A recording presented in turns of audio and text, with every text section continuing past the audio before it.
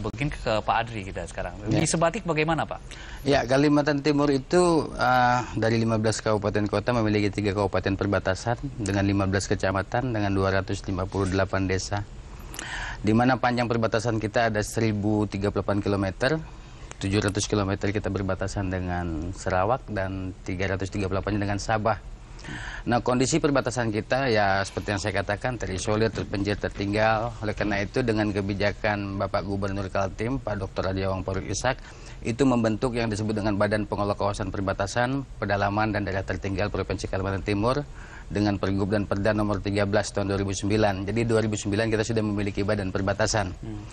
Nah, dalam hal penanganan perbatasan tentunya Sebatik merupakan salah satu front line yang ada di daerah perbatasan. Itu justru menjadi fokus perhatian, di mana BNPB juga telah menetapkan Sebatik, Sebatik Barat, Kayan, dan Kayan Hulu menjadi lokasi prioritas. Nah, berbicara kondisi Sebatik saat ini, pemerintah Provinsi Kalimantan Timur, Pak Gubernur sudah berkomitmen untuk menjadikan daerah perbatasan sebagai beranda depan itu harus ada aksi yang realitas untuk benar-benar kita komitmen fokus terhadap pembangunan Pulau Sebatik. Oleh karena itu Pak Gubernur sudah mencanangkan Pulau Sebatik itu akan dijadikan kota Sebatik, ditingkatkan statusnya dari kecamatan menjadi kota Sebatik.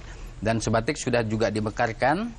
Kalau tadi ada 2, Sebatik dan Sebatik Barat, saat ini Sebatik menjadi 5 kecamatan untuk persiapan menjadi kota Sebatik, yaitu Sebatik Barat, Sebatik, Sebatik Timur, Sebatik Selatan, dan Sebatik Tengah. Itu diyakini akan mampu menjawab persoalan itu, Pak?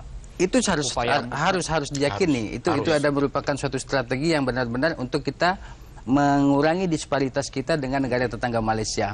Nah, oleh karena itu saat ini Sebatik sudah kita mekarkan, dan komitmen itu juga akan menjadi komitmen dari pemerintah pusat untuk benar-benar menjadikan Sebatik ini menjadi kota. Oleh karena itu pemekaran ini kan ada 2, Mas. Ada satu dari bottom up, ada satu dari top down. Nah, khusus untuk pemekaran kota Sebatik harus benar-benar top down. Kenapa? Karena Sebatik adalah front line. Bicara perbatasan, kita bicara masalah kedaulatan negara. Kita bicara masalah harga diri bangsa. Oleh karena itu, kalau kita negara yang berdaulat, ada negara yang harus benar-benar memperhatikan kemakmuran dan kesejahteraan masyarakatnya. Oleh karena itu ada 2 pendekatan, bahkan 3 dikatakan. Pendekatan perbatasan itu ya pertama adalah prosperity, bagaimana meningkatkan kesejahteraan masyarakat. Yang kedua security approach, bagaimana pertahanan dan keamanan. Kita menjaga 1038 km perbatasan kita. Dan juga kita harus memperhatikan masalah lingkungan. Ya, saya tidak bermaksud untuk bersikap skeptis, tapi kalau kita bicara soal pemekaran, banyak kejadiannya kan itu hanya untuk ya menjadi raja-raja kecil baru begitu, Pak. Tapi kalau untuk perbatasan ada perlakuan khusus. Moratorium tidak berlaku di perbatasan. Oleh karena itu Mendagri berapa kali sudah mengatakan bahwa untuk pemekaran daerah-daerah perbatasan akan diperhatikan secara kekhususan. Ada kekhususan. Karena apa saya katakan? Karena Kaltim itu luas, Mas. Kaltim itu memiliki luas 1,5 kali Pulau Jawa plus Madura. Oleh karena itu bagaimana rentang pengendalian bisa dilakukan dengan baik tanpa adanya pemekaran. Bagaimana masyarakat di daerah-daerah perbatasan itu bisa menikmati pelayanan publik tanpa adanya pemekaran. Oleh karena itu kebijakan gubernur untuk pemekaran kota Sebatik menjadi Sebatik menjadi kota itu benar-benar bisa terrealisasi. Baik, Pak Sunarto. Tadi disebutkan akan ada 39 pulau 39 lokasi prioritas. Ya. Dan bagaimana dengan kebijakan untuk Sebatik ini di tahun yang akan datang, ataupun prioritas-prioritas apa yang akan tadi disebutkan, diangkat bahwa batas yang terluar tentu bukan saja Sebatik, wilayah yang lain juga merupakan prioritas. Nah, bagaimana BNPB begini, Ibu. 39 lokasi prioritas tadi, 28 di kawasan perbatasan darat dan 11 di kawasan perbatasan laut. Salah satunya adalah Pulau Sebatik.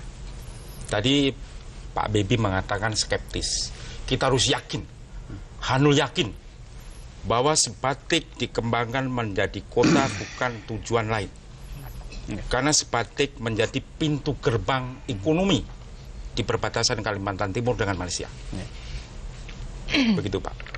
Jadi kedekatan Indonesia dengan negara tetangga bukan menjadi ancaman, menjadi peluang. Kenapa? Karena sumber daya alam berpotensi cukup besar. Pasar potensial ada di Tawau. Jadi kebijakan pemerintah daerah yang tadi kan Pak Adi Paton menetapkan sebatik dikembangkan menjadi kota itu saya sangat sependapat. Ya. Kenapa? Karena BNPB untuk kawasan perbatasan laut, Pulau Sebatik menjadi target. Oke. Pulau Sebatik menjadi gerbang ekonomi dengan Malaysia. Pulau Sebatik menjadi beranda depan negara. Pulau Sebatik menjadi garda paling depan untuk benteng ekonomi. Kaltim sudah menjawab persoalan ini dengan membentuk BP3KT gitu ya. Betul. Nah, BNPB melihat BP3KT ini bagaimana, Pak? Bagus, sangat bagus. Karena kebijakan di pusat ini didukung oleh Badan Perbatasan Kalimantan Timur. Ujung tombak kami di Kalimantan Timur adalah Pak Triparto. Iya. Kami membuat kebijakan tadi, BNPB menetapkan 11 kecamatan prioritas salah satu Pulau Sebatik. Dari Pemda sudah mendukung Pulau Sebatik yang sementara ini kecamatan menjadi kota Sebatik untuk menangkap peluang tadi.